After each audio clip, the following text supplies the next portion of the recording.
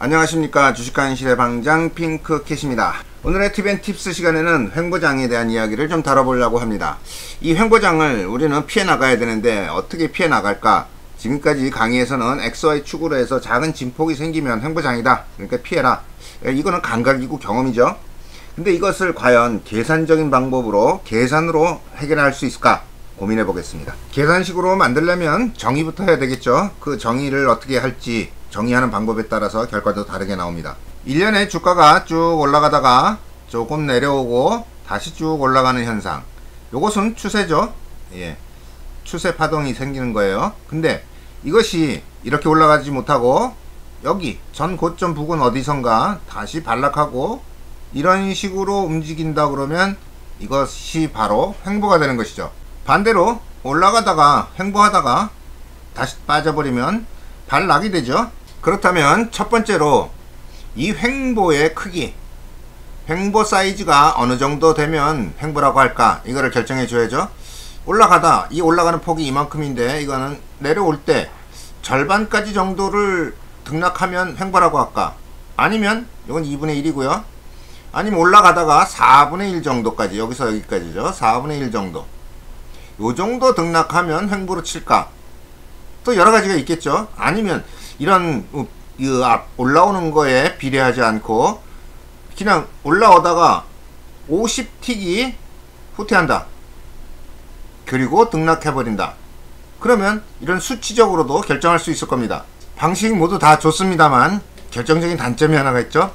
이 계량화라는 것인데요, 이 계량화 하기가 매우 어렵습니다. 어떤 때는 요만한 것을 횡보로 쳐야 되는 반면에 어떤 거는 이만할 때도 횡보로 계산해야 될 때도 있죠.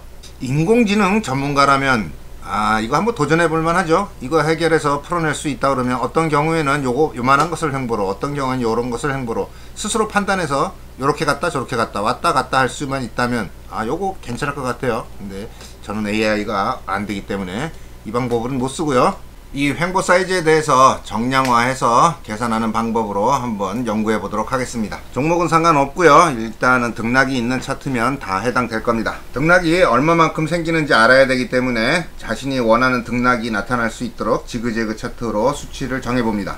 정해진 규칙은 없으니까 이 정도 등락을 보여주는 지그재그 차트로 0.3입니다. 다음 단계로 테마선을 하나 더 추가로 올렸는데요, 지그재그 선과 테마선이 비슷한 상승각과 하락각을 만들 수 있도록 수치를 조정해 보겠습니다. 지그재그 각의 수식을 알 수 있으면 좋은데 제공되고 있지 않죠. 그래서 테마선으로 대체하기 위한 방식입니다. 테마 기한값을 12를 줬는데요, 여기 상승각이 이렇게 올라가고 있을 때 테마선도 꾸물꾸물 거리면서 역 따라 올라가다가 내려올 때 조금씩 내려옵니다. 똑같지는 않아요. 똑같을 순 없죠. 여기선 내려가고 여기선 올라가고요. 12 정도가 적당해 보입니다. 적당하면 됩니다. 아주 정교할 필요 없어요. 이 테마선의 고점과 저점을 이용할 것인데요, 고점에서부터 이렇게 내려가고 있을 때 그 가장 낮은 저점을 이렇게 표시해 줍니다. 이번에는 저점에서부터 고점까지 가는 동안에 최고 주가를 이렇게 추적해서 올라가는 선을 만들어 줍니다.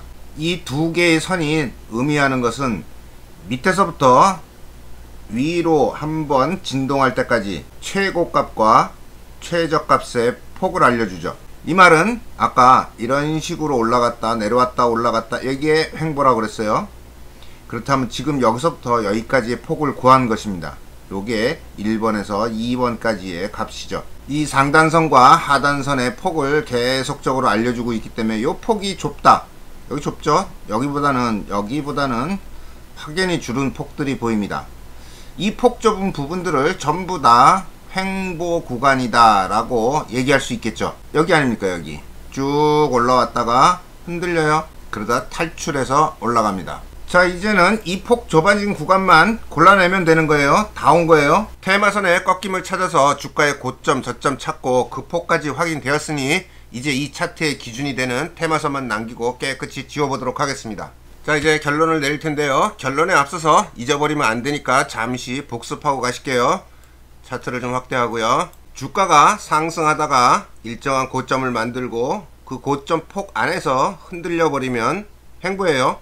이번에는 주가가 내려가다가 저점을 만들고 그 저점 부근에서 흔들려 버리면 역시 횡보예요. 그렇다면 이 차트에 상승할 때의 최고점, 하락할 때의 최저점을 표시해 줄 필요가 있겠죠. 테마선이 상승하면서 만들어낸 최저점, 여기서 꺾였죠. 꺾이면서 만들어낸 최저점을 이쪽에 쭉 표시해 주고요.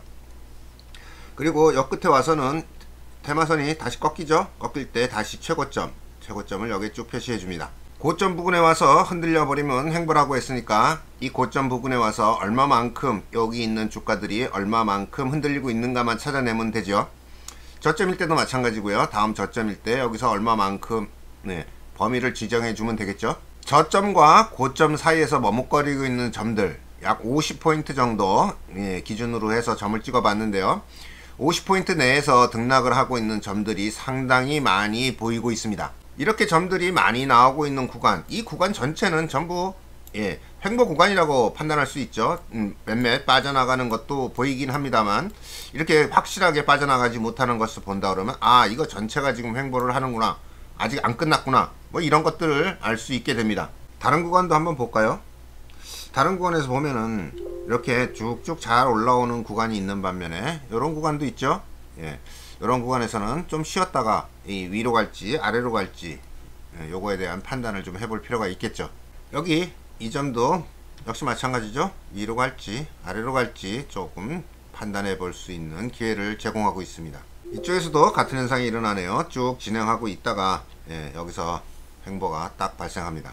그리고는 이 지점을 기준으로 해서 다시 또 돌파해서 올라가 주고요.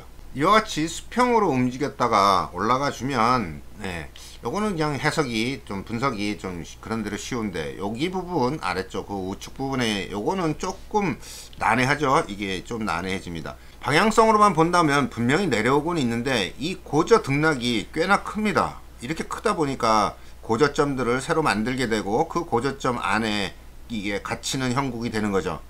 요거를 분석에 따라서 각자 해석할 수 있겠습니다. 이런 해석이 하나 있을 수 있습니다. 이렇게 움직이는 것을 횡보라고 그랬죠. 옆으로 가는 거죠. 근데 얘는 밑으로 갑니다. 근데 폭은 같아요. 이 아래 폭이 같기 때문에 얘를 횡보로 계산하고, 저 같은 경우에도 이것도 역시 횡보로 계산해서 매매를 잘 안합니다. 가기는 가지만 먹을 게 없다, 저는 혼자 그렇게 생각하고 있습니다. 고점 부근에서의 머뭇거림, 그리고 중간 대열에서의 머뭇거림, 그리고 빠져나감, 이런 것들 잘 표현되고 있죠. 이렇게 전체 차트를 한번 쭉 둘러보았는데요. 이렇게 수평으로 뭉쳐있는 이런 구간들, 구간들 확실하게 보이는 구간들이 있죠. 이런 구간들에서는 매매를 중지해서 어느 방향으로 나갈지에 대한 이런 판단들을 해보는 것이 중요할 것 같고요. 또 다른 부분, 이런 부분들이 있죠. 지금 애매하다고 한 부분, 이런 부분이요. 이거는 방향성을 갖고 내려가고는 있지만 역시 횡보폭 안에 횡보폭만큼 갇혀있는 형국이기 때문에 이거는 주의가 필요하다, 이렇게 설명드릴 수 있겠습니다. 고점과 저점에서 머뭇거리는 횡보 구간을 좀 찾아봤는데요. 앞에서 설명하려고 했던 등락 비율에 관한 문제는 다음 강의에서 해야 될 것 같습니다. 오늘 강의는 여기까지만 진행할게요. 강의 도움되시면 좋아요 눌러주세요. 좋아요 많으면 다음 보충 강의 이어집니다. 오늘 강의 마칩니다. 다음 강의에서 뵙겠습니다. 감사합니다. 안녕히 계십시오.